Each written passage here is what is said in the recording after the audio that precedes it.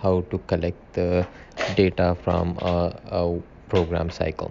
So on the CPS configurator, first of all, you have to make sure you have communication to the controller.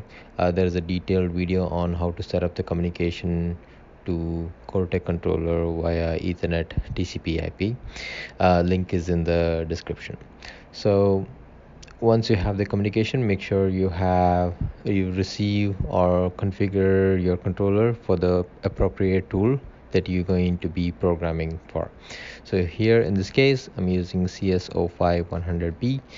Open the sensor monitor to monitor your sensor outputs, for example, load, speed, stroke values.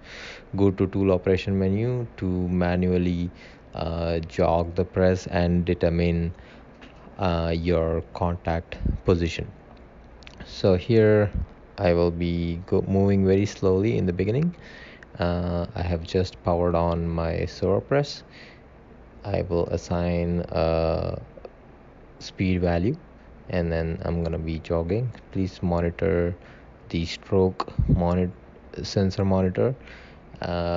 You will see the change in the stroke, and I will perform origin first, because as soon as you power on your controller, the origin is required before executing a program or before executing any other program execution or jog motion.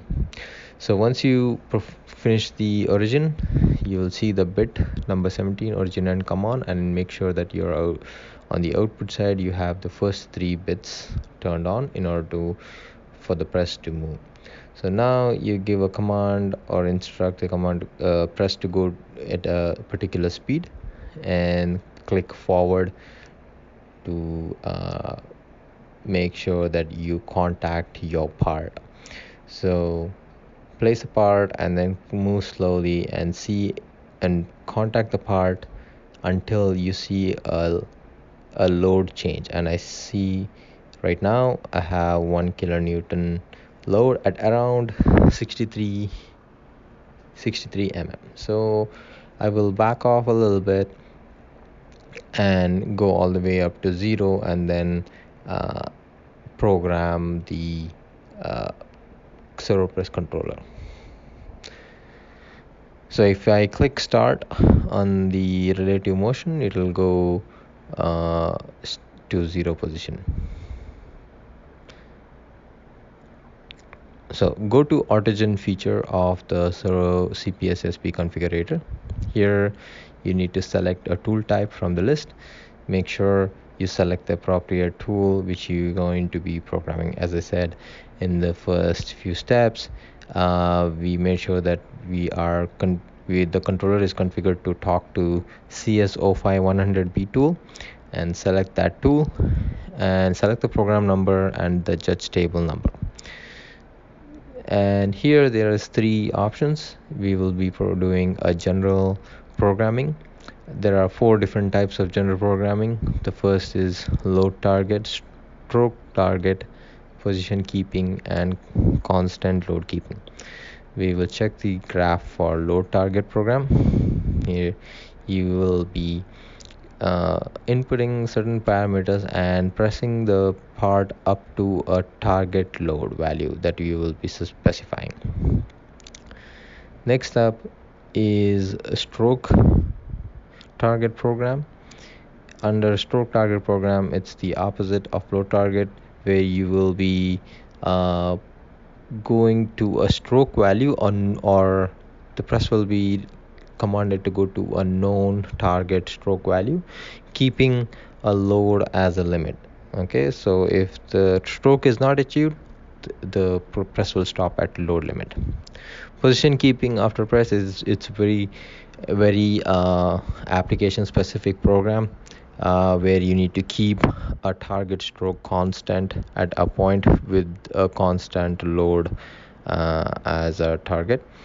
And the other final option is constant load keeping, where the press keeps a load value at a constant load value for a given period of time.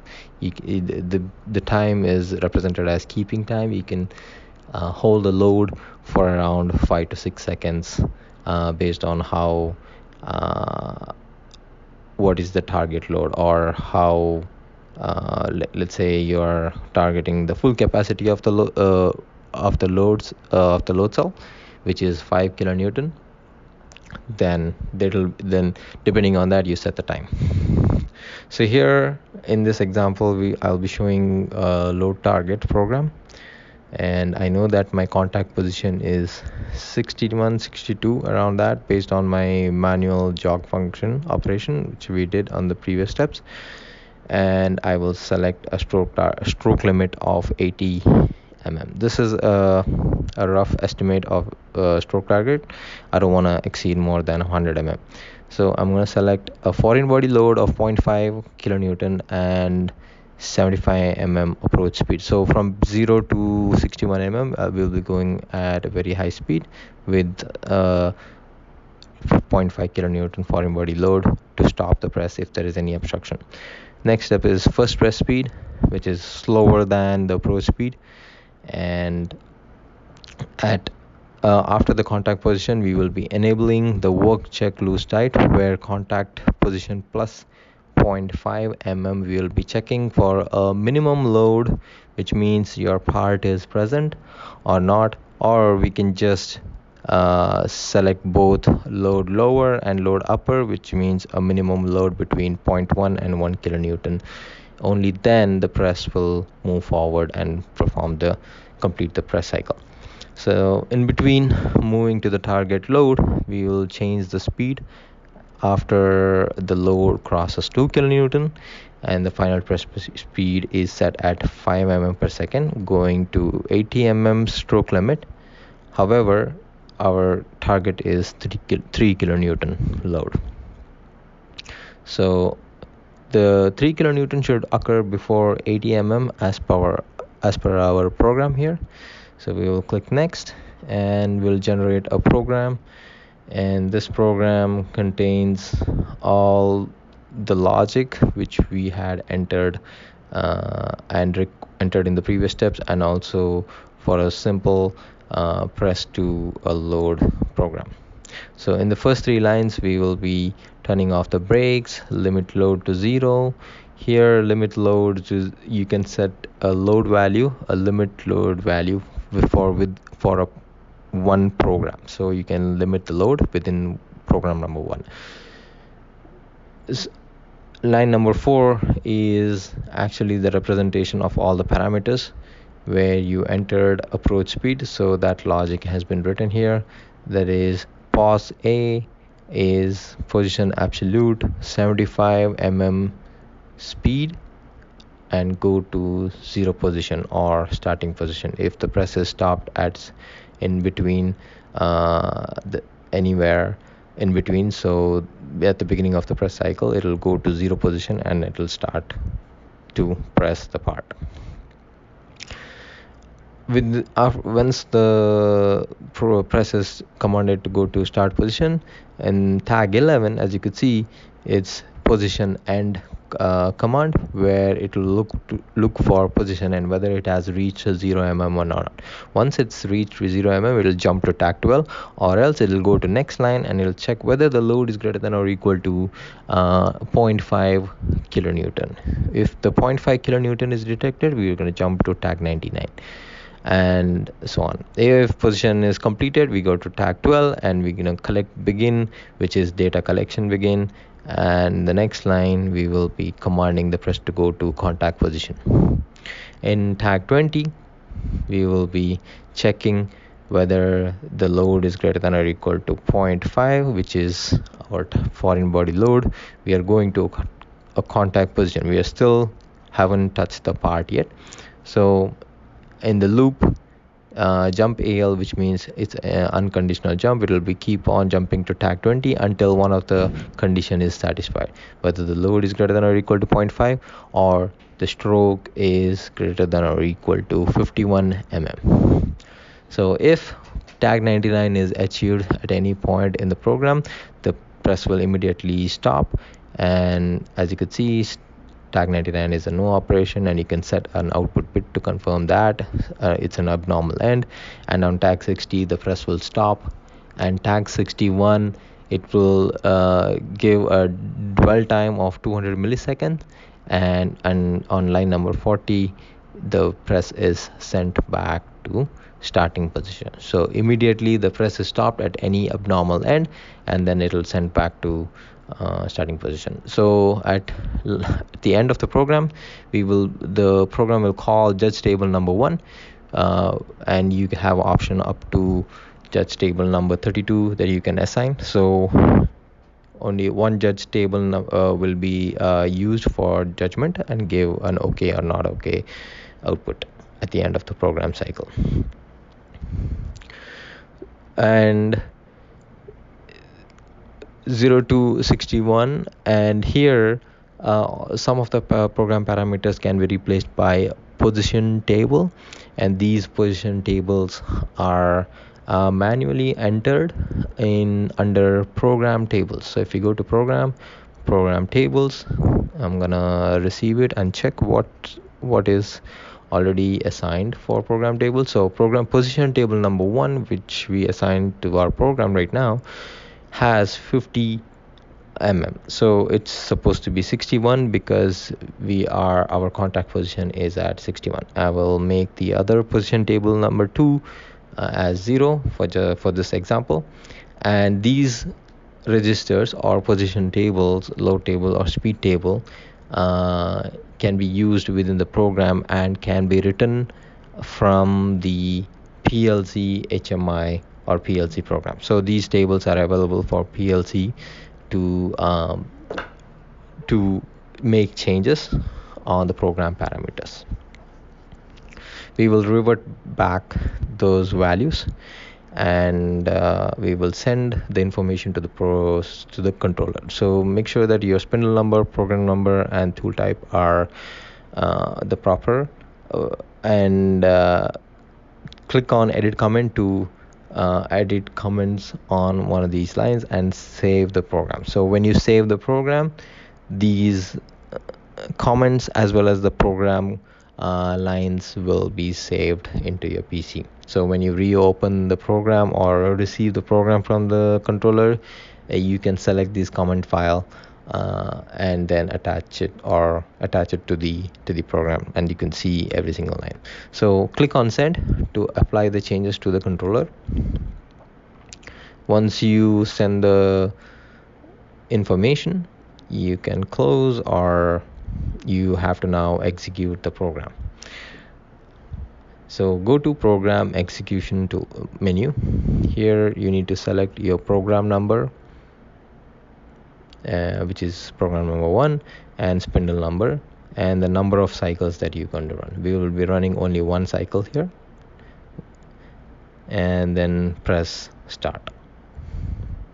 You will see the status of the press, and you can see it's running now, and you can see the sensor monitor on the left hand side. The values will be changing and it will go up to 3 kilonewton. So click on collect button. This is like a push button on the software to collect the data into the PC, which the controller is communicating to. As you could see, we ran one cycle, and the data is peak load, peak stroke, cycle time, and judgment NG, which is not good because we haven't set up our judgment table yet. So we'll go ahead and set up our judgment table based on the results we got from our one press cycle.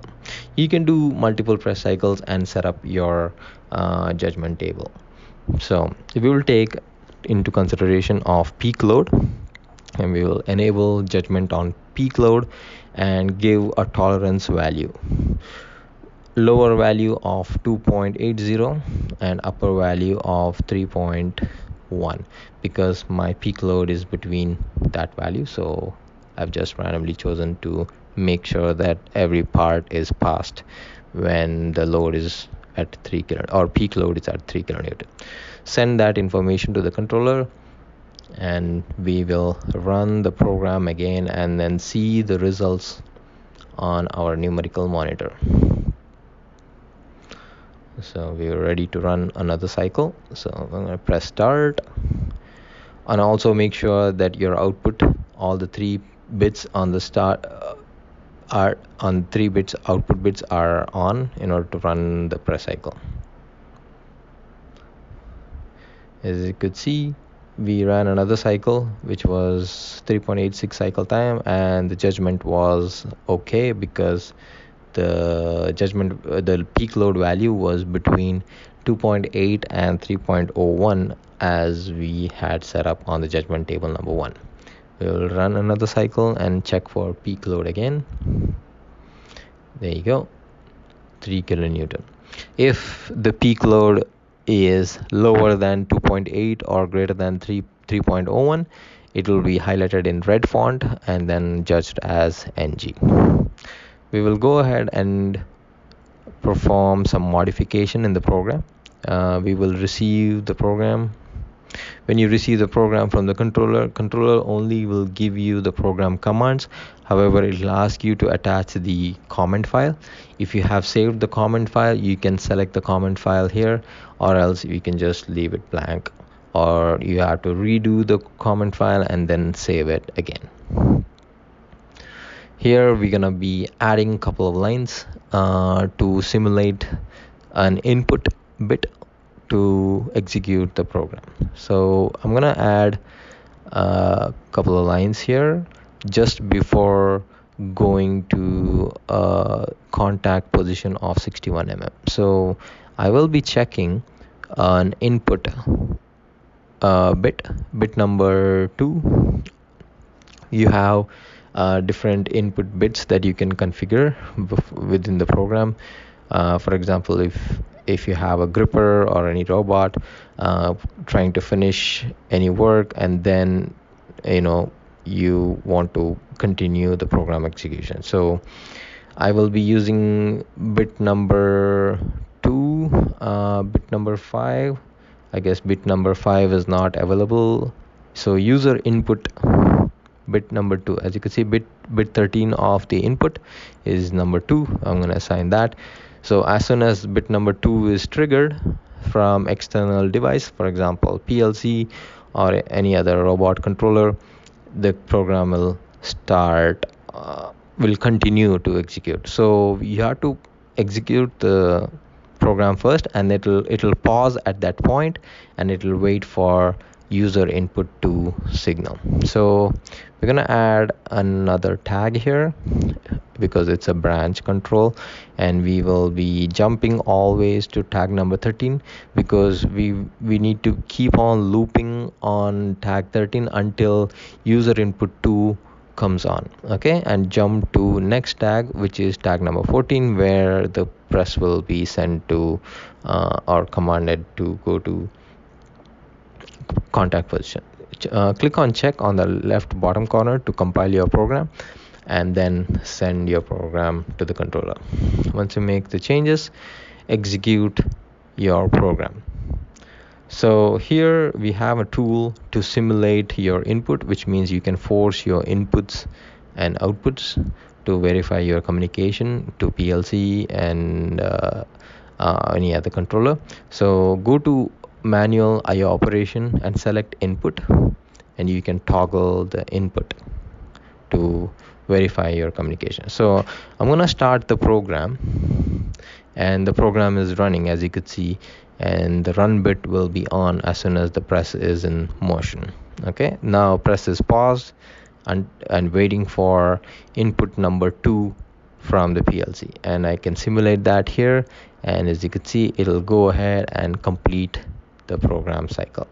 And the results, as we took longer time to user input 2, you could see cycle time is 17.94 seconds, and the judgment is okay because the peak load is 3 kilonewton.